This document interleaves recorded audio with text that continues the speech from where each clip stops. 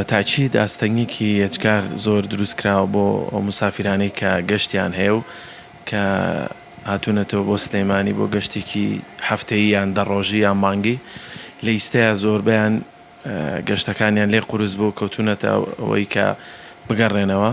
دوو بژاردە هەیە، یەکیشیان فڕۆکەخانەکانی تورکیایە کە بازێکیان پاسەپۆرتی ئەجنەبیان پێ ڤیزایان ناوێ، بازێکیان بژاردەی دووەمیشانەوەیە کە بچنە فڕۆکەخانەی بەسڕە بە ڕۆژ فڕۆکەخانەی بەسڕا چەند گەشتێکی هەیە لە سەعات تا دەی شەو فڕۆکەخانە کراوەیە. بازێکیشیان لەو مسافرانی کە هاتوونەتەوە پاسەپۆرتی تراڤڵ دۆکۆمنتیان پێیە، نە ئەوەیە قورسە بتوانن ڤیزەی تورکیا وەربگرن وانە ئەوەشەیە بتوانن بچن لە عێراقەوە سەفەر بکەن. ئەوانە تا ئیسە بە شێوەیەک لێرە ماونەتەوە ناتوان گەشت بکەن. ئەگەر گەشتیارێک بیوێ لێ سەدا بچێ بۆ ئێران هیچ ڕێگەیەک نییە تان لە بەسڕەشەوە؟ نەخێر، هیچ ڕێگەیەک نییە لە ئیستای ئەگەر بیانێ گەشت بکەن بۆ ئێران. کەسانی کە تکتیان بڕی بێت تکتەکان کانسڵ بۆتەوە هیچ بڕەپارێکیان بۆ گەڕێنراوەتەوە؟